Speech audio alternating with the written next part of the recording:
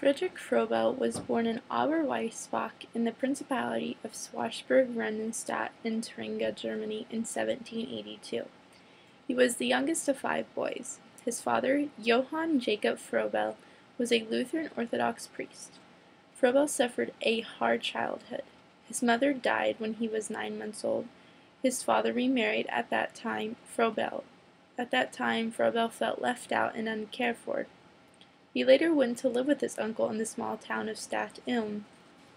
When Friedrich was 15, he had a love for the nature and became an apprentice to a forester.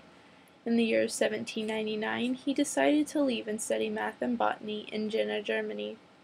For a period of time while attending Jena, he worked as a land surveyor. Later on in his career, in 1818, he married Wilhelmine Henrietta Hofmeister in Berlin. She later died in 1839. He later married in 1851 to Louise Levin. He began his career at the Münsterschule, which is a secondary school in Frankfurt, Germany, in 1805. There he learned about Johann Pestalozzi, and later went on to work with him in Switzerland. Froebel believed the purpose of education is to encourage and guide a man as a conscious, thinking, and perceiving being in such a way that he becomes a pure and perfect representation of that divine inner law through his own personal choice. Education must show him the ways and the meanings of attaining this goal. Froebel was the first to invent kindergarten. Kindergarten is a German word that quite literally means a garden of children. Froebel wanted a place where children, as humans, could be productive and creative. He wanted an environment that encouraged practical work with the direct use of materials. In other words, Froebel was a progressive educator. Progressivism focuses on real-world problem-solving activities in a democratic and cooperative learning environment. In the education of man, Froebel articulated the 3 following idealist themes. 1. All existence originates in and with God. 2. Humans possess and inherit spiritual essences, that is, the vitalizing life force that causes development. 3. All beings and ideas are interconnected parts of a grand, ordered, and systematic universe. He made his work revolve around these 3 principles. He believed that each child at birth had an internal spirit or a life force that seeks to be seen by self-activity. So what did the curriculum of kindergarten comprise of? Well, Froebel saw each item as a gift, and after each step, each child would receive a new gift.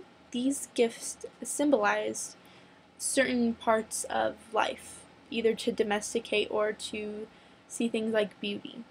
And his gifts were these: 6 soft colored balls, a wooden sphere, cube, and cylinder, a large cube divided into 8 smaller cubes, a large cube divided into 8 oblong blocks, a large cube divided into 21 whole, 6/2, and 12-quarter cubes, a large cube divided into 18 whole oblongs, 3 divided lengthwise and 3 divided breadthwise, quadrangular and triangular tablets used for arranging figures, sticks for outlining figures, whole and half-wire rings for outlining figures, various materials for drawing, perforating, embroidering, paper cutting, weaving or braiding, paper folding, molding, and interlacing.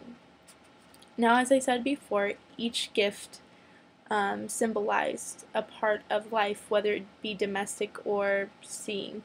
The colored balls and the wooden spheres and the large cubes represented domestication, which would be like building a home. And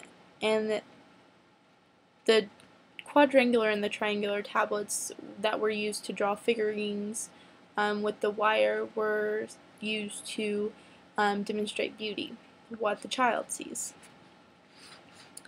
In kindergarten included a series of games, songs, and stories. These were made to assist the sensory, physical, developmental, and socialization of the children. In 1843, Froebel published a book, Mutter und große Lieder, Mother's Songs, Games, and Stories. I remember back in kindergarten, that's basically what my teacher encouraged. She didn't really like the fact that I socialized a lot, but in a way that was kind of me developing. I was getting to know myself as a person and other people around me to develop good social skills. I also remember painting a lot and having a recess and learning how to tie my shoes. And I also remember playing with blocks. As I was reading about his Froebel's gifts, I realized that the things that we learned in kindergarten up until now, they pretty much prepare us for life without us even knowing it. So Froebel was in this way kind of a genius when he developed kindergarten for early childhood education.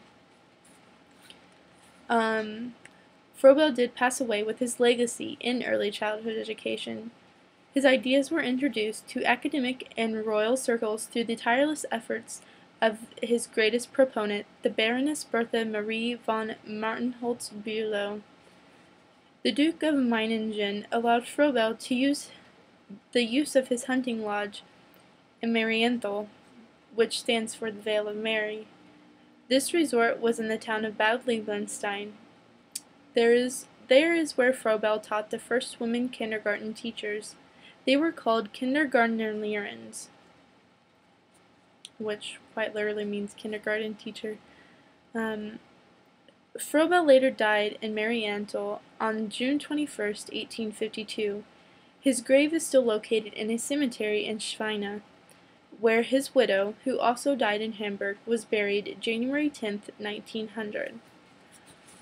Learning about Froebel gave me insight on what I do in everyday life that I used to do as a kid, and lets me see as an educator how I want to be. I like the progressivism thoughts. I really think that being hands-on and being able to domesticate yourself is an awesome trait to have. And that, my friends, is Friedrich Froebel.